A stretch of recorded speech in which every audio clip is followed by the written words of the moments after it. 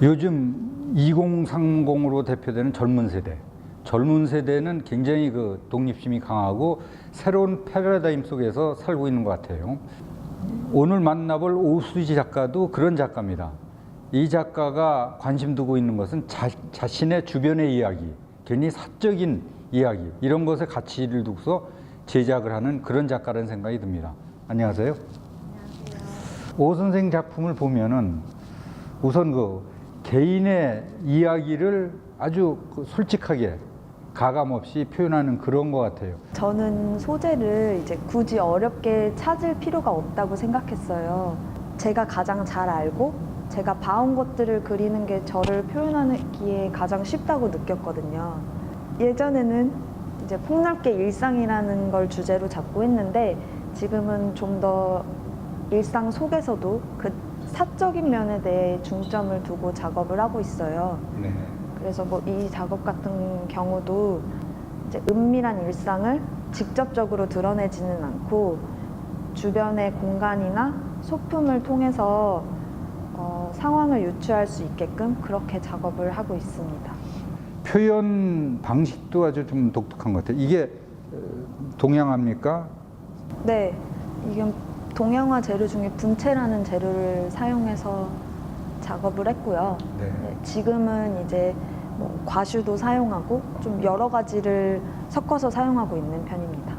주제가 일상이잖아요. 네. 근데 이제 주제가 어떻게 보면 평범하다고 할 수도 있는데 이제 다른 그림과의 차별성을 두기 위해서 제가 뭐 구도나 시점 이런 데서 변화를 많이 주려고 노력을 했어요. 네. 네, 스냅 사진 같은 이미지로 이제 화면을 자르기도 하고 시점이나 구도를 달리해서 이제 재구성해서 그리고 있습니다. 이거는 도서관에서 몰래 사랑을 나누는 남녀를 그린 그림이에요. 장지라는 한지를 붙이고요. 그 다음에 지금 제가 사용하는 재료 중 하나가 이 백토라는 재료인데요. 이건 이제 악교랑 적정량을 섞어서 이제 화면에 고착을 시킬 거예요. 그래서 부분별로 이 백토가 들어가게 됩니다.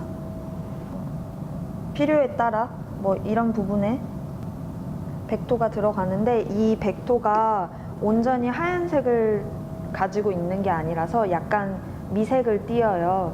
제가 생각하는 그 일상을 표현하는 데 있어서 그런 질감들을 내는데 효과적인 재료라고 생각이 되거든요. 그래서 이 재료를 사용하게 되었어요.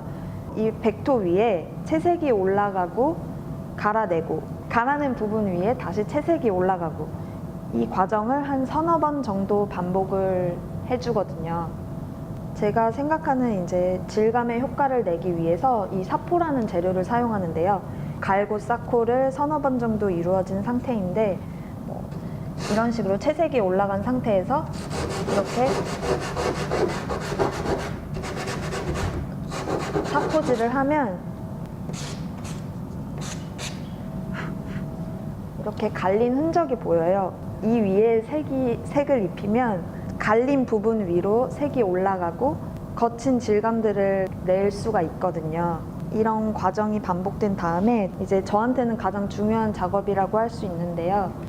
종이나 딱딱한 판들을 크기별로 잘라서 저는 붓 대신 사용하는 도구들이라고 할 수 있을 것 같아요. 이거는 그냥 동양화 물감인데요. 이런 판들을 이용해서 윤곽을 드러내면서 효과를 내거나 아니면은 안쪽에서 효과를 만들어서 거친 질감을 표현해 줄 겁니다. 이런 외곽 중심으로 긁어내서 효과를 내는데 한 번에 진하게 올리지는 않고요. 색을 연하게 여러 번 올린 다음에 나중에 마지막에 포인트가 되는 부분에 색으로 된 물감들을 사용해서 포인트를 줍니다. 이렇게 윤곽을 드러내기도 하고 안쪽에서 긁으면서 효과를 만들어내기도 합니다.